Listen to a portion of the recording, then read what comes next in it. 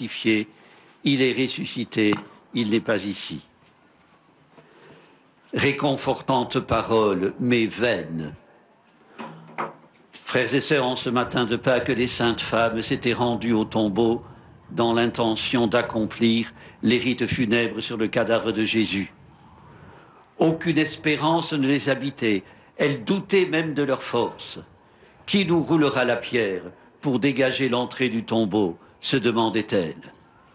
Or voilà que la pierre, pourtant très grande, a été roulée, que le tombeau est béant et le corps de Jésus a disparu. La panique s'empare d'elle. La mort de Jésus sur une croix obéissait à une certaine logique. La malignité des puissants, tolérée ou relayée par la foule. Tant d'innocents furent exécutés avant Jésus, tant d'autres le seront après lui. Mais devant un tombeau vide, à moins qu'il y ait eu profanation, toute logique s'effondre. Un mort n'appartient qu'à la mort. L'ange pourtant parle de vie, de résurrection. Frères et sœurs, tel est l'inouï de Pâques. La résurrection est l'événement le plus déroutant et le plus difficile à admettre. Elle accule chacun, ou bien on adhère, ou bien on récuse. Comprendre la résurrection est hors de nos moyens, elle dépasse l'entendement. Pauvre entendement, cette éminente faculté de l'âme, selon les philosophes. Pauvre du moins ce qui en tient lieu.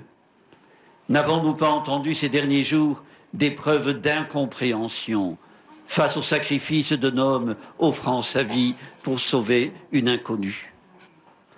Frères et sœurs, le récit de l'évangéliste Marc, très sobre et profondément médité. Il se conclut sur ce verset. Les saintes femmes sortirent et s'enfuirent du tombeau parce qu'elles étaient toutes tremblantes et hors d'elles-mêmes. Elles ne dirent rien à personne car elles avaient peur. Cette conclusion a été éludée par la liturgie. Abrupte, elle mérite réflexion. Peur est le dernier mot de l'évangile de Marc. Il a été mis là à dessein. Les exégètes rappellent que l'épilogue qui suit est d'une autre main. En évoquant cette peur, l'évangéliste est dans le droit fil des Écritures. La manifestation du divin tétanise l'être humain. La pierre roulée, le tombeau vide, le jeune homme vêtu de blanc, un ange du Seigneur, ne peuvent pas ne pas être cause de crainte et de tremblement. Et la panique retient de parler. Marc sait bien que les saintes femmes ont parlé. Pourquoi conclut-il son récit de la Passion et son évangile sur le mot peur?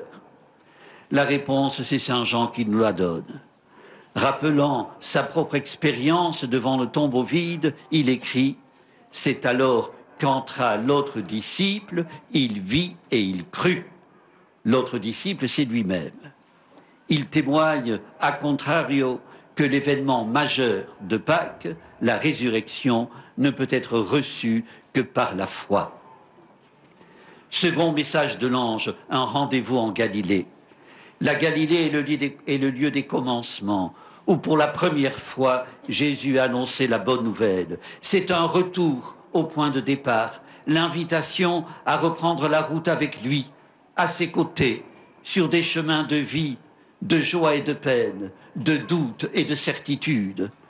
Frères et sœurs, sur ce chemin, le ressuscité nous attend, toujours présent.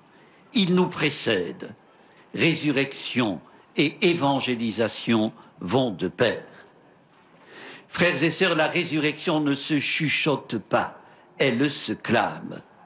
Aujourd'hui, il s'impose que le christianisme soit moins frileux, que les chrétiens ne marchent pas la tête baissée, comme s'ils avaient honte de leur foi et de la mission qui en découle. Ne soyez pas effrayés, a dit l'ange, n'ayez pas peur, redira Jean-Paul II. Frères et sœurs, chassons la peur sacrée qu'éprouvent dans un premier temps les saintes femmes. Selon la belle expression de Cyril de Jérusalem, nous sommes de ceux que Dieu est allé chercher parmi les morts pour en faire des vivants.